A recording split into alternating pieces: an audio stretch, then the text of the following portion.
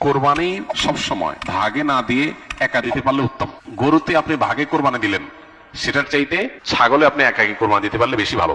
কারণ সাধারণত এক ভাগ গরুতে কোরবানিতে যে টাকা যায়, সাধারণত জেনারেলি একটা ছাগলে অলমোস্ট সেই পরিমাণ বা তার চেয়ে কোনো কোনো ক্ষেত্রে 1-2 হাজার আরো বেশি যায়। তাহলে আপনার অর্থ খরচ তো অলমোস্ট সমান বা বেশি হচ্ছে।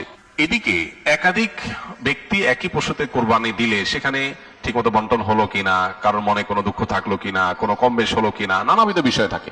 আপনি একাকি কোরবানি দিলে, ভাগে কোরবানি না দিলে এই সমস্ত ঝামেলার ঊর্ধ্বে আপনি উঠে গেলেন। তবে এটা ঠিক যে একাধিক ব্যক্তি যদি একটা পশুতে কোরবানি দেয় এবং কারোর নিয়তের ভিতরে ভেজাল থাকে, এর জন্য সবার নিয়ত নষ্ট হয়ে যাবে, কারোর কোরবানি হবে না, ব্যাপারটা সেরকম না। কারণ একজনের পাপের বোঝা আরেকজনের উপরে আসবে না। তারপরও সতর্কতামূলক উপায় হলো নিজের হালাল টাকা দিয়ে নিজের মতো করে কোরবানি দিতে পারা। শরীকে কোরবানি দিলে সেটা সম্পূর্ণ জায়েজ। একটা গরু, একটা ওট, এই দুই ধরনের পশুতে আপনার সর্বোচ্চ 7টি ভাগ হতে পারে। আর এর বাইরে কোনো ভগ্নাংশ চলবে না, অর্থাৎ এক ভাগ দুজন মিলে নেওয়া চলবে না। যে কোনো এক ব্যক্তি বা একটা পরিবারের তরফ থেকে একটা ভাগ হবে, এভাবে সর্বোচ্চ 7 ভাগ। সেক্ষেত্রে যত ভাগ কম হবে সব তত বেশি হবে। কারণ হলো একটা গরুর দাম যদি 70,000 টাকা হয়, 7 ভাগ হলে 10,000 করে পড়বে।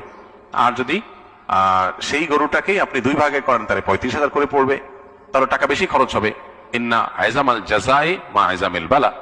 যার যত বেশি কোনো ভালো কাজ করতে গিয়ে যত বেশি কষ্ট হবে, শ্রম হবে, মেধা খরচ হবে, অর্থ ব্যয় হবে, সবের পরিমাণ তত বেশি হবে। সো ভাগের পরিমাণ যত কম হবে, সবের পরিমাণ তত বেশি হবে। পাশাপাশি গোশত বন্টনের পদ্ধতি হলো যে কয় ভাগ হবে সেই কয় ভাগে কোরবানির গোশত বন্টন করতে হবে সমান হারে। এবং এক্ষেত্রে ভাগে কোরবানি দিতে গিয়ে, গোশত বন্টন করতে গিয়ে যদি কেউ তসরুফ করেন তো সেটা হারাম হবে, গুনাহের কারণ হবে এবং নাজায়েজ কাজ হবে।